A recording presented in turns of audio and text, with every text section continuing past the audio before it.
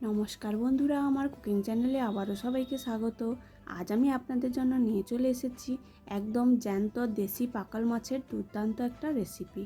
যারা পাকাল মাছ মিষ্টি গন্ধ করে বলে খেতে পছন্দ করেন না, তারাও একবার এইভাবে বানিয়ে দেখতে পারেন।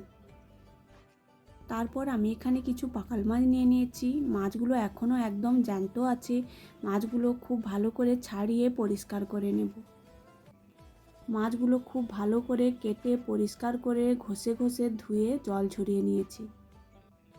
তারপর মাছগুলোয় পরিমাণ মতো লবণ আর হলুদ দিয়ে খুব ভালো করে মেখে আধ ঘন্টা মতো রেখে দিতে হবে, যাতে লবণ আর হলুদ মাছের মধ্যে খুব ভালোভাবে মিশে যায়।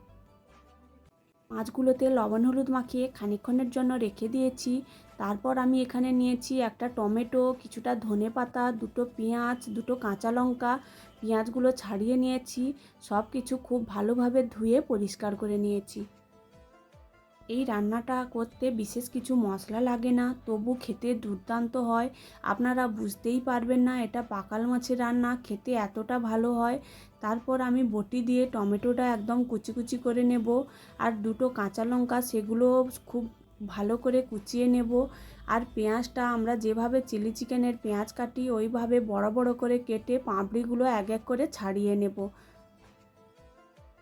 তারপর ধনেপাতাটাও আমি একদম মিহি করে ছোট ছোট করে কুচি করে নেব। সব কিছু মশলা আমার এখানে কাটা হয়ে গেছে। এরপর রান্নাটা করে নেব। তারপর গ্যাসের মধ্যে একটা কড়াই বসিয়ে ওর মধ্যে খানিকটা সর্ষের তেল দিয়ে দেব। তেলটা খুব ভালোভাবে গরম হয়ে গেলে আগে থেকে লবণ হলুদ মাখানো মাছগুলো দিয়ে উল্টে পাল্টে একদম লাল লাল করে ভেজে নামিয়ে নেব। এই মাছগুলো ভাজার পর আর বেশি সময় রান্না করা হবে না, আর এই রান্নাটায় জলও ব্যবহার হবে না, তাই এখনই মাছগুলো খুব ভালোভাবে ভেজে নিতে হবে। মাছগুলো ভেজে নামিয়ে নেওয়ার পর মাছগুলো আমি একটু ম্যারিনেট করে নেব। প্রথমে 2 চামচ পেঁয়াজ বাটা আর অল্প একটু ঝাল লঙ্কার গুঁড়ো আর কিছুটা কাশ্মীরি লঙ্কার গুঁড়ো দিয়ে মাছগুলোর সঙ্গে সব কিছু খুব ভালোভাবে মেখে কিছুক্ষণের জন্য রেখে দেব।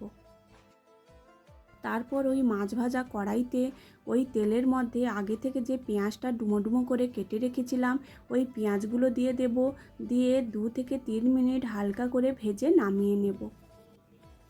ওই কড়াইতে আবারও খানিকটা সর্ষের তেল দিয়ে দেব।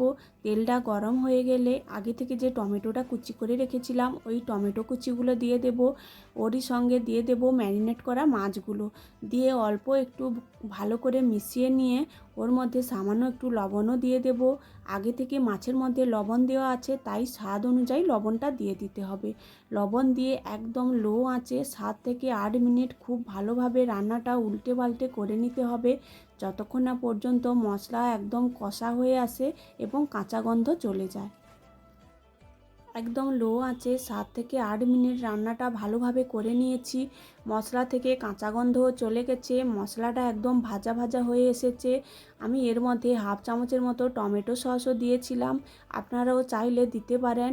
আর তারপরে কাঁচা লঙ্কা কুচিটা দিয়ে দিয়েছি আর ভেজে রাখা পেঁয়াজটা দিয়ে খুব ভালোভাবে মাছের সঙ্গে মিশিয়ে নেব।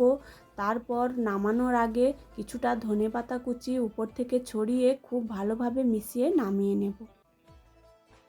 নামিয়ে গরম গরম ভাতের সঙ্গে পরিবেশন করুন পাকাল মাছের এই দুর্দান্ত রান্নাটা। আপনারাও বাড়িতে এইভাবে একবার বানিয়ে দেখতে পারেন, খেতে কিন্তু খুবই ভালো হয়। ভিডিওটি ভালো লাগলে আমার চ্যানেলটি সাবস্ক্রাইব করে দেবেন।